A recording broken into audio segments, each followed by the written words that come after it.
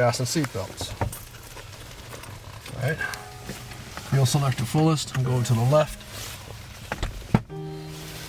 Set the brakes.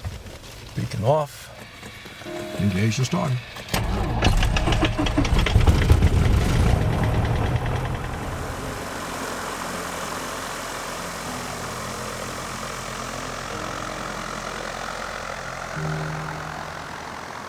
There's a couple of things that will always be the key thing for me, which is the actual lifting off the ground. Some people are predisposed to being on the ground and they camp and they hike. Some people are predisposed to water, they buy boats, they water ski. And then there's some people like me who like lifting off the ground. And I can't ever get enough of that elevated feeling. I see things in the Z-axis. I see things with a very long horizon. I see things that are human-sized but small. And I do that all from a plane. This is a plane that I own in partnership with another individual. It turns out that owning a plane is very much like owning a boat. You have only so many weekends out of a particular season that you can take advantage of it.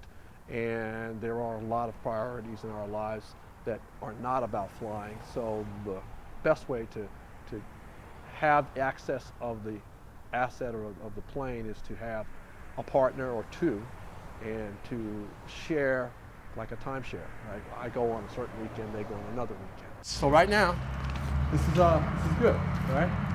We've got just pretty still air here. The sock is cantilevered down about 45 degrees, a little less, down low with no air. So we're 3 or 4, 5 miles of wind. And it's coming from the north to northeast. As we get further into this day, that wind is going to pick up. So I want to get the flight in with the air reasonably still first. It makes it much more enjoyable. There's a hose. It's a very important hose. It's for circulating the oil from the engine to a cooler, it's a radiator, right there. And the hose that takes it in and takes it out rests on this skin.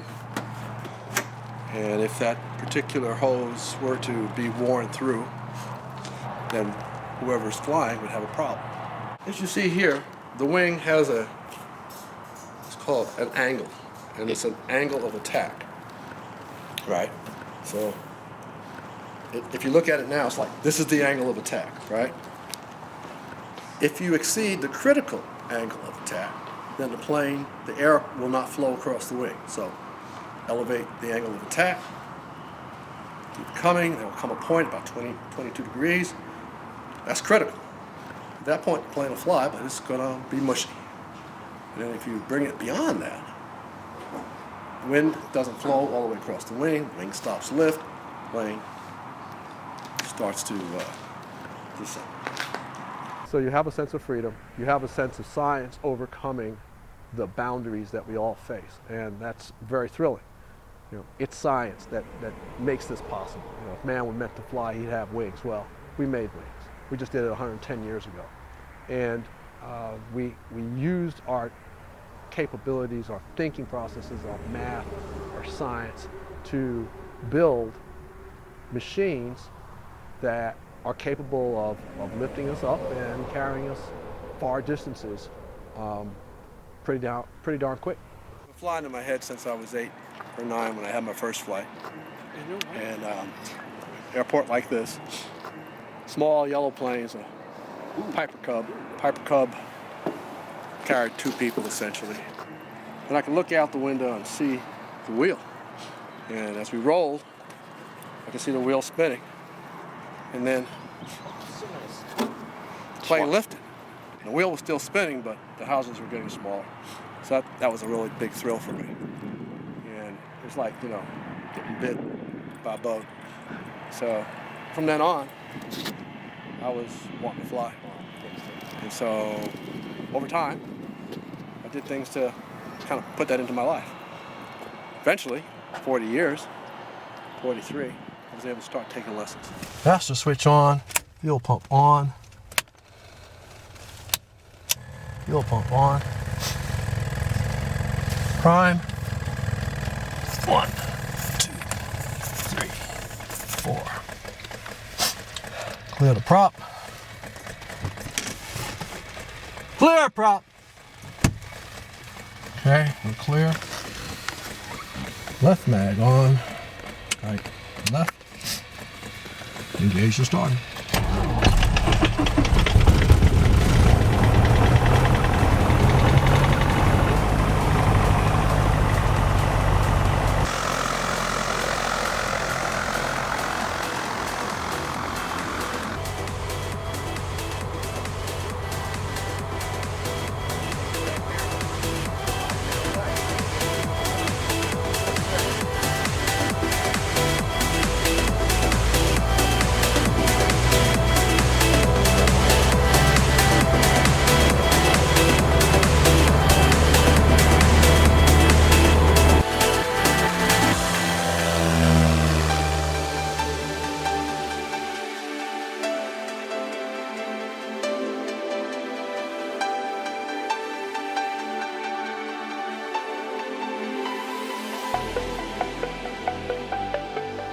So we're connected in a lot of different ways. I think first and most important is that we all have 5 senses that we're working with for the most part.